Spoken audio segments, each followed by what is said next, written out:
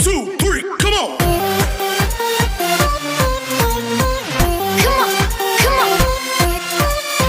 जय हिंद दोस्तों, कैसे हैं आप। आज का हमारा नया चैप्टर पार्टनरशिप का चैप्टर नंबर 3 जिसका नाम है साझेदार का अवकाश ग्रहण यानी कि मृत्यु पर लेखे यानी कि accounting for retirement and death of a partner. क्या होता है कि अभी तक हमने जो 2 चैप्टर पढ़े थे जिसके अंदर क्या देखा था, एक तो पार्टनरशिप का गठन देखा था यानी पार्टनरशिप बनाते कैसे हैं, उसके अंदर कितने मिनिमम लोग चाहिए, मैक्सिमम कितने हो सकते हैं, इंटरेस्ट कैलकुलेट करना, सैलरी बोनस कमीशन सब कुछ कैलकुलेट करना, फिर उसके बाद अकाउंट्स को कुछ जब हम क्लोज कर देते हैं अगर उसके बाद भी अगर कोई एडजस्टमेंट रह जाते तो उनका एडजस्टमेंट हम कैसे करते हैं वो देखा था फर्स्ट चैप्टर में। सेकंड में हमने देखा था admission of a new partner यानी कि एक नया पार्टनर जब फर्म के अंदर आता है तब फर्म के अंदर क्या क्या चेंजेस होते हैं, रेशियो चेंजेस होते थे, सेक्रीफाइस रेशियो, गेनिंग रेशियो देखा था, फिर उसके बाद देखा था गुडविल का वैल्यूएशन देखा था, ओल्ड गुडविल न्यू गुडविल के बारे में देखा था। और क्या देखा उसके बाद हमने partners capital, current account, new balance sheet, memorandum revaluation account, revaluation account, ये सारे अकाउंट देखे थे। अब उसके बाद आ रहा है थर्ड चैप्टर जिसके अंदर क्या हो रहा है कि एक साझेदार या तो निवृत्त होगा या फिर उसकी मृत्यु हो सकती है। ठीक है, तो मृत्यु होने पर और रिटायर होने पर हम उसका अकाउंटिंग कैसे करेंगे, ठीक है, जिसके लिए अपना चैप्टर नंबर 3 है। तो देखो, एक साझेदार जब निवृत्त होता है या रिटायर होकर के जाता है या जिसकी डेथ हो जाती है उसके बाद फर्म के ऊपर क्या इफेक्ट पड़ेगा और उसका अकाउंटिंग ट्रीटमेंट हम कैसे करेंगे, उसके रिप्रेजेंटेटिव यानी उत्तराधिकारी को हम कैसे पेमेंट करेंगे, क्या एग्रीमेंट में होगा, वो सारी चीज़ें हम यहाँ देखेंगे। तो देखो यहाँ बता रखा है जब कोई साझेदार स्वेच्छा से यानी कि स्वेच्छा का मतलब होता है उसकी इच्छा से, ठीक है, फिर आता है वृद्धावस्था यानी कि बूढ़ा हो सकता है, फिर उसका आता है अस्वस्थता यानी कि बीमार होने की वजह से, और पारस्परिक मतभेद क्या होता है, डिस्प्यूट्स हो जाता है अगर पार्टनर्स के बीच में, या आपसी सहमति या फिर सभी एग्री हो जाते हैं कि चलो ठीक है सभी एग्री हैं, अथवा अन्य किसी भी कारण से फर्म से अलग हो जाता है तो उसे साझेदार का अवकाश ग्रहण करना कहते हैं। देखो, रिटायर होने के कौन कौन से रीज़न बता रखे हैं, याद है आपको कौन कौन से रीज़न है। बूढ़ा हो सकता है, भाई वृद्धावस्था, बूढ़ा हो जाता है, उससे काम नहीं होगा तो क्या करेंगे, उसको फर्म में रखेंगे नहीं। उसके बाद बीमार हो जाएगा, अस्वस्थ हो जाएगा, रखेंगे नहीं।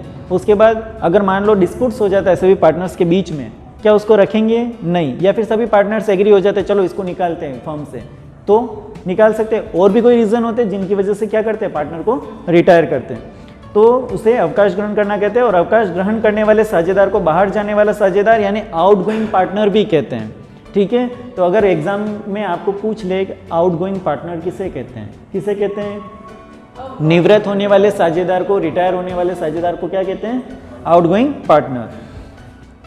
भारतीय साझेदारी अधिनियम 1932 की धारा 32(1) के अनुसार निम्न दशाओं में साझेदार अवकाश ग्रहण कर सकता है। कौन कौन सी सिचुएशंस आती है जिनमें वो अवकाश ग्रहण कर सकता है, कौन सी धारा है, धारा 4 के अनुसार तो परिभाषा बता रखी थी, भारतीय साझेदारी अधिनियम 1932 की धारा 4 यानी कि एक्ट 4 के अनुसार बता रखा। और इसमें कौन सा है धारा 32(1) यानी 32(1) के अनुसार क्या क्या है दशाएं। पहली, समस्त साझेदारों की सहमति से एक पार्टनर कब रिटायर हो सकता है, सभी पार्टनरों की सहमति से। इसका मतलब क्या होता है कि सभी पार्टनर अगर एग्री हैं तो उसको रिटायर करेंगे। दूसरा आता है यहाँ पर कि साझेदारों के मध्य हुए स्पष्ट ठहराव के अनुसार यानी कि उनके बीच में अगर जो कॉन्ट्रैक्ट है अगर क्लियरली उसमें बता रखा है कि हम 6 महीने की पार्टनरशिप करेंगे उसके बाद इसको निकालेंगे, या 6 महीने की पार्टनरशिप के बाद फर्म क्लोज कर देंगे, तो वो जो क्लियर आपका एग्रीमेंट है उस एग्रीमेंट के अकॉर्डिंग आपको क्या करना है, पार्टनर को रिटायर करना है। नेक्स्ट थर्ड है यदि साझेदारी स्वैच्छिक है तो शेष सभी साझेदारों को अपने अवकाश ग्रहण की सूचना देकर, अगर मान लो आपने पार्टनरशिप बनाई है जिसमें क्या होता है ऐच्छिक पार्टनरशिप होती है यानी कि जिसको क्या बोलते हैं, पार्टनरशिप एट विल। पार्टनरशिप के बारे में पढ़ा था, कितने टाइप्स की पार्टनरशिप थी याद है, legal, illegal, fix term, non fix term, फिर particular partnership, partnership at will and particular partnership थी।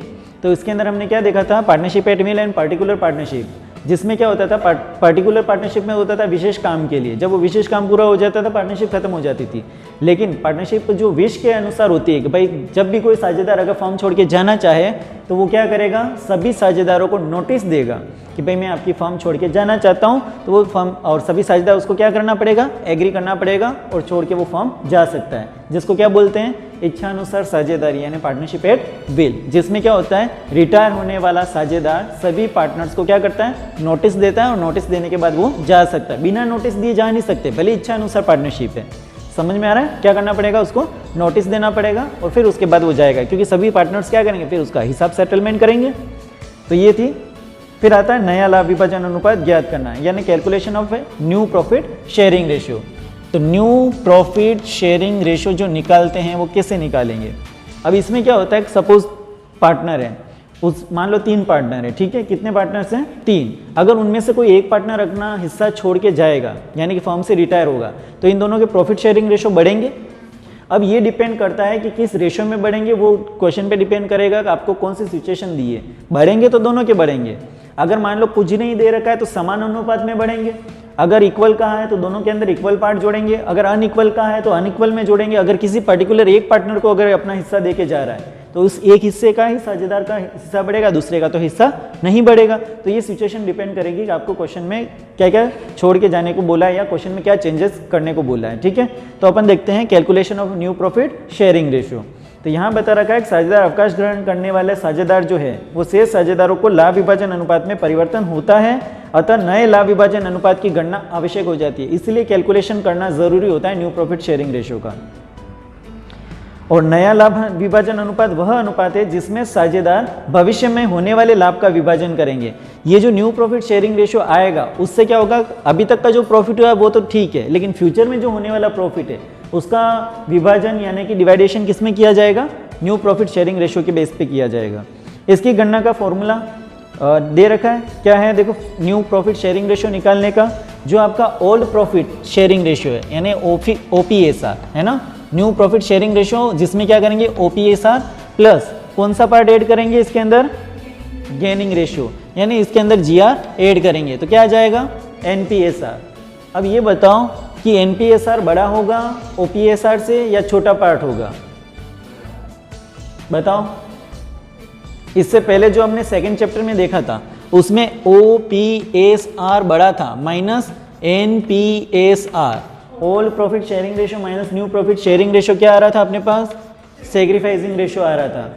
यहाँ पर ओल्ड प्रॉफिट शेयरिंग रेशियो बड़ा था जिसमें क्या हो रहा था, न्यू प्रॉफिट शेयरिंग रेशियो कम था, तो पता चल गया ये छोटा था ये बड़ा था। लेकिन अब यहाँ पर क्या होगा, ओल्ड प्रॉफिट शेयरिंग रेशियो मान लो पहले 5 रुपए थे, अब क्या हो रहा है गेनिंग रेशियो इसमें प्लस होगा, मान लो 1 रुपया इसको और मिल रहा है तो न्यू रेशियो कितना हो जाएगा, यानी कि इस चैप्टर में अपने NPSR बड़ा रहेगा हमेशा। समझ में आ गया, यहाँ पर ओल्ड प्रॉफिट शेयरिंग रेशियो बड़ा था, यहाँ पर NPSR बड़ा यानी न्यू प्रॉफिट शेयरिंग रेशियो बड़ा रेशियो होगा, ठीक है। क्यों होगा, क्योंकि इसमें गेन ऐड हो रहा है और ये छोटा, ये OPSR छोटा क्यों हो जाएगा, सॉरी NPSR यहाँ छोटा क्यों हो जाएगा, क्योंकि OPSR बड़ा था, उसमें से NPSR यानी कि SR जो था सेक्रीफाइस रेशियो वो माइनस करेंगे, तो OPSR में से माइनस करेंगे सेक्रीफाइस रेशियो, तो जो आएगा वो कम ही रहेगा, छोटा रहेगा, इसका मतलब ये छोटा रहेगा, ठीक है। तो ये ध्यान में आ गया आपको कि इसमें NPSR बड़ा रहेगा। फिर आता है गेनिंग रेशियो। अगर आपको क्वेश्चन में पूछे गेनिंग रेशियो निकालो तो गेनिंग रेशियो क्या है, कैसे निकालोगे, गेनिंग रेशियो निकालने का देखो इसी फॉर्मूले से फॉर्मूला बना सकते हो। क्या करेंगे, new profit sharing ratio minus old profit sharing ratio, ठीक है। तो क्या आ जाएगा, गेनिंग रेशियो। फिर नेक्स्ट है, जब प्रश्न में से साझेदारों को नया अनुपात नहीं दिया गया है, अगर मान लो आपको क्वेश्चन में कहा हो कि कोई भी आपको रेशियो नहीं है और एक पार्टनर फर्म छोड़ के जा रहा है, तो ऐसे सिचुएशन में यह मान लिया जाएगा कि शेष साझेदार अपने पुराने अनुपात में ही लाभ विभाजन करेंगे। अगर आपको क्वेश्चन में कुछ नहीं बोल रखा है तो उनका जो ओल्ड प्रॉफिट शेयरिंग रेशियो है वही क्या हो जाएगा, न्यू प्रॉफिट शेयरिंग रेशियो। जैसे एग्जांपल दे देता हूँ, ABC 3 पार्टनर्स हैं, इनका रेशियो है 1:3। सपोज C फर्म छोड़ के जा रहा है तो A और B का न्यू प्रॉफिट शेयरिंग रेशियो क्या होगा, ये तो OPSR हो गया, old profit sharing ratio. C जा रहा है तो अब क्या बताया, A और B का जो ओल्ड रेशियो है वही क्या हो जाएगा, न्यू रेशियो, यानी कि क्या रेशियो हो जाएगा, 1:1:2 है ना। पहले क्या था, 1/6 था, 2/6 था और 3/6 था, लेकिन अब क्या रहेगा, 1/3 2/3 रहेगा, 1/6 और 2/6 नहीं होगा, ठीक है। वो जो चला गया उसका पार्ट माइनस कर देंगे। नेक्स्ट ABC, जैसे इसमें एक एग्जांपल दिया है कि ABC एक फॉर्म में साझेदार है जो 3:2:1 के अनुपात में लाभ विभाजन करते हैं। नए लाभ विभाजन अनुपात की गणना करें यदि A अवकाश ग्रहण करता है तो नया अनुपात क्या हो जाएगा, 2:1 हो जाएगा। अगर बी अवकाश ग्रहण करता है तो अनुपात 3:1 हो जाएगा, और सी अवकाश ग्रहण करता है तो 3:2 हो जाएगा। देखो यहाँ पर अगर ए अवकाश ग्रहण कर रहा है तो ए का पार्ट माइनस करो, क्या रेशो हो जाएगा, 2 और 3। अगर बी अवकाश ग्रहण कर रहा है तो 1 और 3 हो जाएगा, और अगर सी अवकाश ग्रहण कर रहा है तो 1 और 2 हो जाएगा। ठीक है, इसका मतलब जो ऑल रेशो हैं वही क्या हो जाएंगे, न्यू रेशो हो जाएंगे। नोट दे रखा है, अवकाश ग्रहण करने वाले साझेदार के हिस्से को हटाकर शेष साझेदारों का अनुपात ही नया लाभ विभाजन अनुपात होगा। क्या क्या है, समझ में आया? ये कह रहा है कि इसका जो सपोज ये रिटायर हो रहा है, इसका पार्ट माइनस कर दो, जो रिमेनिंग बचा है वही क्या होगा, इनका न्यू प्रॉफिट शेयरिंग रेशो रहेगा। ऐसा नहीं बोलेंगे 1/6 और 2/6 रहेगा, है ना?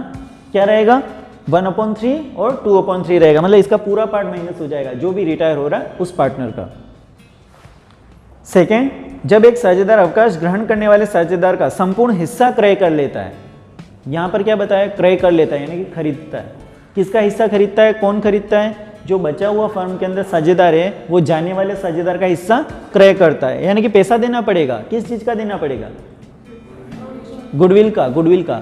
ध्यान रखना, एक जब अपन ने सेकंड चैप्टर पढ़ा था जिसके अंदर क्या हो रहा था कि एक फर्म के अंदर कोई पार्टनर आ रहा था तो साझेदार क्या कर रहे थे, सेक्रीफाइस कर रहे थे।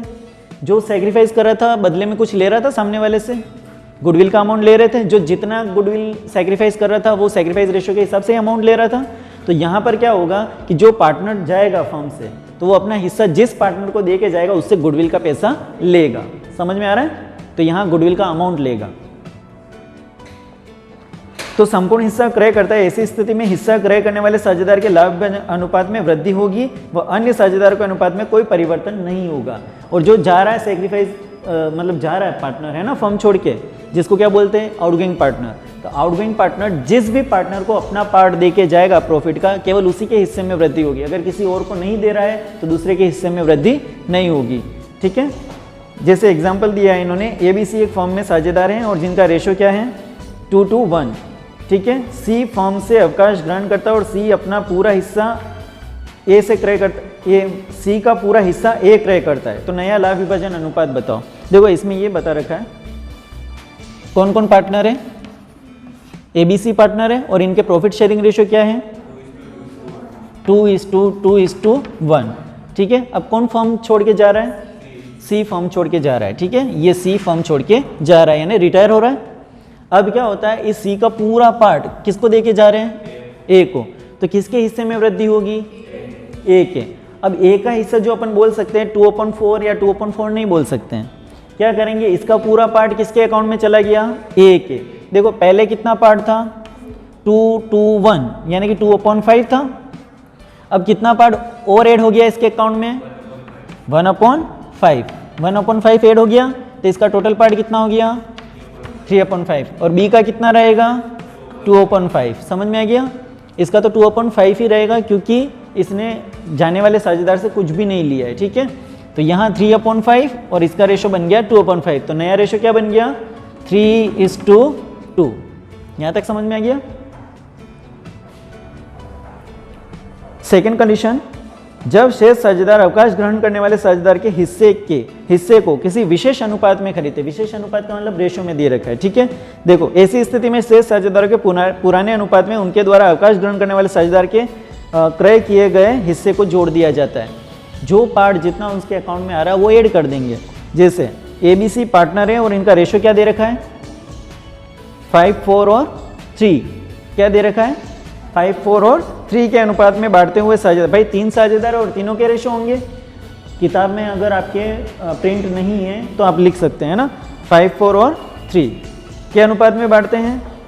B अवकाश ग्रहण कर रहा है। देखो मैं यहां लिखता हूं,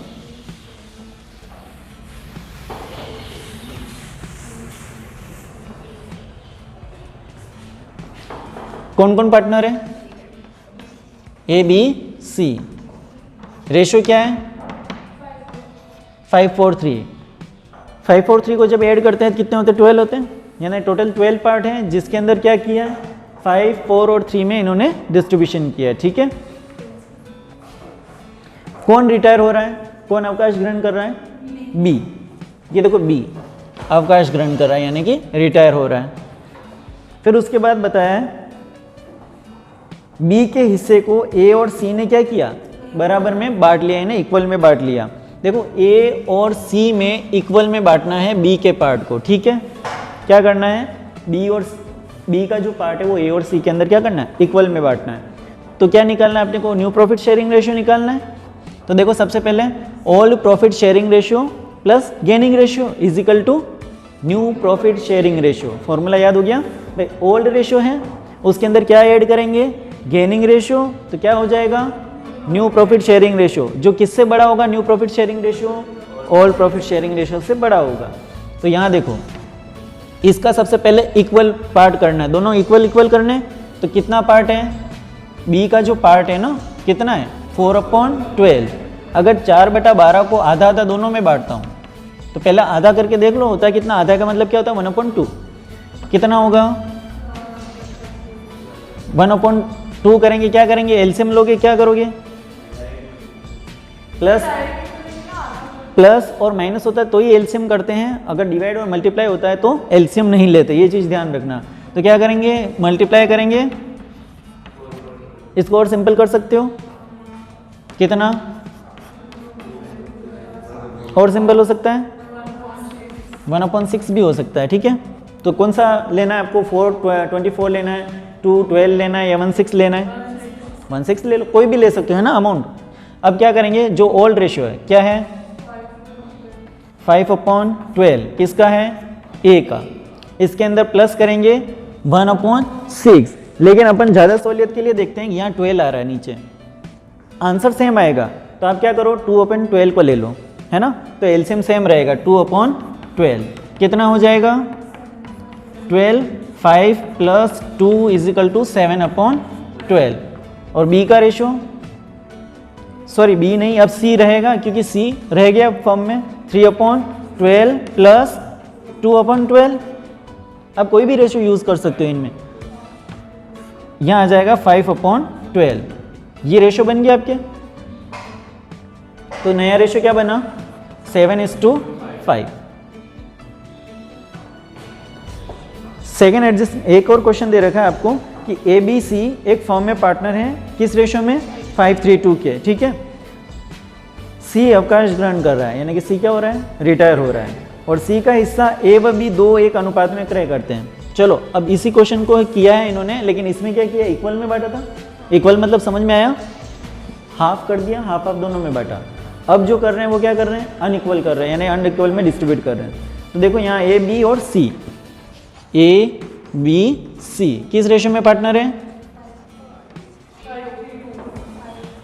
5:3:2 में, 5:3:2 में पार्टनर है, ठीक है। इसके अंदर कौन रिटायर हो रहा है, इसके अंदर सी को रिटायर कर रहे हैं, और सी का जो पार्ट है वो किस रेशो में डिस्ट्रीब्यूट कर रहे हैं 2:1 में कर रहे हैं, यानी कि 2 इसको देंगे पार्ट और 1 इसको देंगे।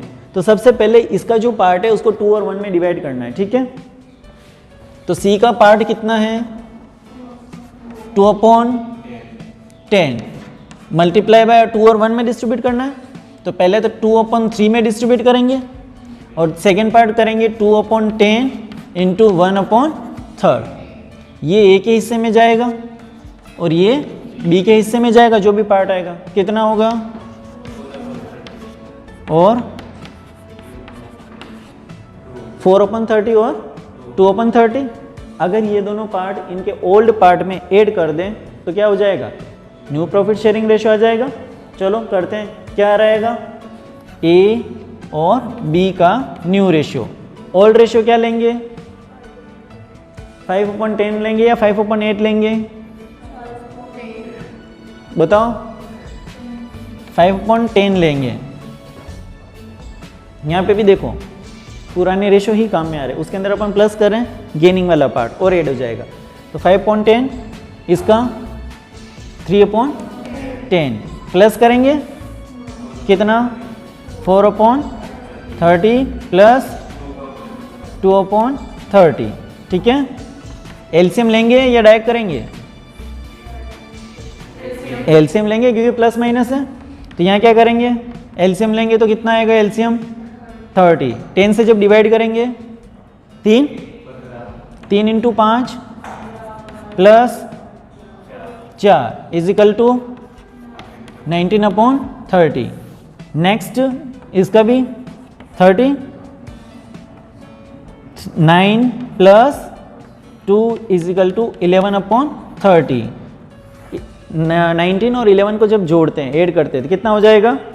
30 हो जाता है। इसका मतलब अपना रेशो सही है। समझ में आ रहा है आपको? ये अभी क्या निकाला हमने? New profit sharing ratio. कैसे निकलता है? ऑल प्रॉफिट शेयरिंग रेशो में गेनिंग पार्ट्स ऐड कर देंगे, जो इक्वल हो सकता है, अनइक्वल हो सकता है, और कभी नहीं बोला हो तो क्या, अगर क्वेश्चन में नहीं बोला हो किस हिसाब से दे रहे हैं तो ओल्ड रेशो ही उनका क्या हो जाएगा? न्यू रेशो हो जाएगा। ठीक है, अब देखते हैं नेक्स्ट टॉपिक, लाभ प्राप्ति अनुपात, अधिलाभ अनुपात और फायदे का अनुपात, यानी जिसको हम बोलते हैं गेनिंग रेशो। यानी गेनिंग रेशो कैसे निकालते हैं, गेनिंग रेशो कैसे फाइंड करेंगे। अब क्या होता है गेनिंग रेशो, उसके बारे में हम देखेंगे। तो गेनिंग रेशो वह रेशो है कि वह अनुपात जिसमें शेष साझेदार अवकाश ग्रहण करने वाले मृत साझेदार के भाग को प्राप्त करते हैं। क्या होता है कि जो पार्टनर मर जाता है या रिटायर होता है, उसके पार्ट को जो बचे हुए पार्टनर्स हैं वो अगर ले लेते हैं तो वो क्या कहलाएगा? गेनिंग रेशो कहलाएगा। इस अनुपात की गणना का उद्देश्य अवकाश ग्रहण करने वाले या मृत साझेदार को देय ख्याति की राशि इसी अनुपात में शेष साझेदारों से वसूल की जाती है। और ये गेनिंग रेशो क्यों निकालते हैं? क्योंकि जो पार्टनर्स की डेथ हो जाती है, रिटायर होता है, तो उसको जो गुडविल का पेमेंट करना है उसके लिए अपन क्या करते हैं? गेनिंग रेशो फाइंड करते हैं। ठीक है, यहाँ पर आगे बता रखा है कि इसको निकालने के आपके 3 मेथड है। कौन कौन से? 1, 2, ये 3 मेथड है। कौन कौन से हैं? देखो यहाँ फर्स्ट में, अगर मान लो ABC जैसे पार्टनर बता रखा है, फॉर्म में पार्टनर है, ठीक है, और किस रेशो में पार्टनर है? इक्वल में पार्टनर है, यानी बराबर में पार्टनर है। फिर उसके बाद बता रखा B अवकाश ग्रहण करता है। ठीक है, आपको न्यू प्रॉफिट शेयरिंग रेशो दिया हुआ होगा। ठीक है, और आपको क्या फाइंड करना है? Gaining ratio. दूसरी सिचुएशन आएगी जब प्रश्न में नया अनुपात नहीं दिया गया है, तब आपको क्या फाइंड करना है? Gaining ratio. थर्ड सिचुएशन आएगी कि ABC जैसे पार्टनर हैं, उनके ओल्ड रेशो है 5:1। उसमें ये बताएंगे अगर A अवकाश ग्रहण करता है ना, A रिटायर हो रहा है, B रिटायर हो रहा है, C रिटायर हो रहा है, तो गेनिंग रेशो क्या रहेंगे। ठीक है, तो देखो यहाँ पर सबसे पहले इसको सॉल्व करते हैं कि ABC पार्टनर है और किस रेशो में पार्टनर है? इक्वल में पार्टनर है। ठीक है, और कौन रिटायर हो रहा है? B रिटायर हो रहा है। ठीक है, और न्यू प्रॉफिट शेयरिंग रेशो किस किस के बता रखे हैं? A और B के, क्योंकि B तो चला जाएगा, किसके रहेंगे? B रिटायर हो रहा है तो A और C के रहेंगे। और आपको क्या निकालना है? Gaining ratio. तो गेनिंग रेशो का फॉर्मूला अपने को पता है, यहाँ पर 2 तरह के रेशो दे रखे हैं, एक तो न्यू दे रखा है, एक ओल्ड दे रखा है। तो आपको क्या करना है गेनिंग रेशो निकालने के लिए? New ratio minus old ratio करना है। तो gaining ratio is equal to new ratio minus old ratio. ठीक है, तो न्यू रेशो क्या है? A और B के ही निकालना है, सिर्फ A और C का, क्योंकि B रिटायर हो रहा है तो A का रेशो, न्यू रेशो क्या है? 5/9 और B 5/9 और C का 4/9 माइनस करेंगे। ओल्ड रेशो क्या है इनके? इक्वल, मतलब 1/2 करेंगे या 1/3 करेंगे? 1/3 करेंगे, क्योंकि पहले कितने पार्टनर थे वो देखा जाएगा। तो 1/3 माइनस 1/3 एलसीएम लेंगे, कितना आएगा एलसीएम? 9। कितना आएगा? 9। 9 का 9 से डिवाइड किया 1 into 5 minus 3 is equal to 2/9। ये इसको गेन हुआ, C का गेन। एलसीएम लेंगे 9, कितना एलसीएम होगा? 9। 9 का 9 में डिवाइड करेंगे, 1 इंटू 4 करेंगे तो 4 माइनस 3 इज इक्वल टू 1/9। तो इसका जो गेनिंग रेशो रहेगा, gaining ratio is equal to 2:1। ये किसका गेनिंग रेशो है? A और C का। तो A और C का गेनिंग रेशो हो गया 2:1। अब एक सिचुएशन दे रखी है जब प्रश्न में आपको नया अनुपात नहीं दिया गया है, न्यू रेशो नहीं दिया या न्यू रेशो दिया था, ओल्ड भी था। तो इस सिचुएशन में क्या करेंगे कि न्यू रेशो, गेनिंग रेशो क्या रहेगा? ओल्ड रेशो ही आपका क्या रहेगा? गेनिंग रेशो रहेगा, जब न्यू रेशो नहीं दिया हुआ हो। समझ में आ गया? आपको क्वेश्चन में क्या पूछा? फायदे का अनुपात निकालना है ना, गेनिंग रेशो निकालना है। तो गेनिंग रेशो यहाँ पर तो इस तरह से निकालना है, और यहाँ पर अगर आपको ओल्ड रेशो दे रखा है और न्यू रेशो के बारे में कुछ नहीं दे रखा है, तो जो आपका ओल्ड रेशो होगा वही क्या होगा? गेनिंग रेशो होगा। ठीक है, थर्ड सिचुएशन है गेनिंग रेशो फाइंड करना है, जिसमें ABC ओल्ड रेशो दे रखा है 5:1। अगर ये बता रखा है कि A अवकाश ग्रहण करता है, क्या कर रहा है? A रिटायर हो रहा है, तो बताओ गेनिंग रेशो क्या होगा, किसका होगा और क्या होगा? वेरी गुड, ए अवकाश ग्रहण करता है तो बी और सी का रेशो होगा। अगर बी अवकाश ग्रहण करे तो ए और सी का रहेगा, और सी अवकाश ग्रहण करता है तो ए और बी का रेशो रहेगा। अब देखना है ये कि गेनिंग रेशो क्या रहेगा। अगर ए अवकाश ग्रहण करता है तो ए के रेशो पे हाथ रख दो 4:1, तो यानी कि 4:1। अगर बी रिटायर हो रहा है तो 5:1, तो यहाँ हो जाएगा 5:1। और अगर सी अवकाश ग्रहण कर रहा है तो 5:4, यानी कि ओल्ड रेशो ही 5:4, यानी कि जो ओल्ड रेशो है वही उनके क्या होंगे, गेनिंग रेशियो, और वही उनके क्या होंगे, नहीं होंगे, वही नहीं होंगे, चेंज हो जाएंगे ना। पहले 5 क्या होते थे, 10 थे, लेकिन न्यू रेशो क्या हो जाएगा, 5/9 हो जाएगा। ध्यान रखना, ओल्ड रेशो न्यू रेशो नहीं होता है। देखो अगर मान लो यहाँ पर पहले ओल्ड रेशो क्या थे, 5/10 था इसका। अगर मान लो ये रिटायर हो रहा है, अब न्यू रेशो बनाओ तो क्या बनेगा, 5/9 बनेगा। ठीक है, तो ओल्ड रेशो और न्यू रेशो में डिफरेंस आता है। ठीक है, तो दोस्तों आपको हमारा ये वीडियो कैसा लगा आप हमें ज़रूर बताइए। आप हमारे इस वीडियो को लाइक कीजिए, शेयर कीजिए और चैनल को सब्सक्राइब कीजिए। Thank you.